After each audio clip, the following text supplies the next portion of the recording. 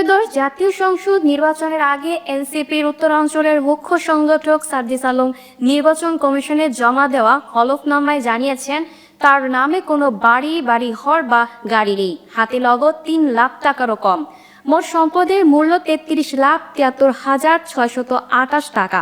বিস্তারিত দেখুন প্রতিবেদনে। ত্রয়োদশ জাতীয় সংসদ নির্বাচনকে সামনে রেখে নির্বাচন কমিশনে জমা দেয়া হলফনামায় নিজের আর্থিক অবস্থার বিবরণ দিয়েছেন এনসিপির উত্তরাঞ্চলের মুখ্য সংগঠক সার্জিস আলম। সার্জিস আলমের হলফনামার তথ্যে উঠে এসেছে তার নামে কোনো বাড়ি, গাড়ি বা ভবন নেই, হাতে নগদ রয়েছে ৩.৫ লাখ টাকারও কম। শিক্ষাগত যোগ্যতা হিসেবে তিনি স্নাতকোত্তর ডিগ্রির কথা উল্লেখ করেছেন। হলফনামা অনুযায়ী সার্জিস আলমের হাতে নগদ অর্থ রয়েছে ৩,১১,১২৮ টাকা। ব্যাংক ও আর্থিক প্রতিষ্ঠানে তার জমা রাখা অর্থের পরিমাণ ১ লাখ টাকা। তার নামে ১৬.৫০ শতক কৃষিজমি রয়েছে, যা তিনি দান হিসেবে পেয়েছেন। জমিটি অর্জনের সময় মূল্য ছিল মাত্র ৭,৫০০ টাকা।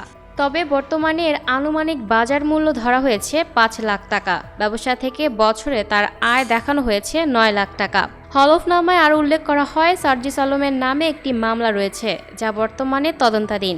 তার নামে কোনো বন্ড, ঋণপত্র বা শেয়ার বাজারের তালিকাভুক্ত শেয়ার নেই।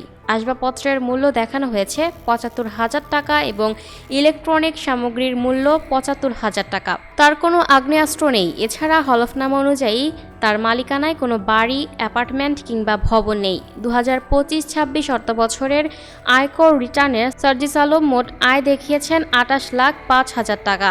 আয়কর নথি অনুযায়ী তার মোট সম্পদের মূল্য ৩৩,৭৩,৬২৮ টাকা।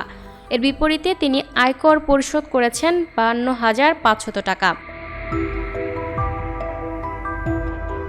Lucky Akter, up to date news, Dhaka.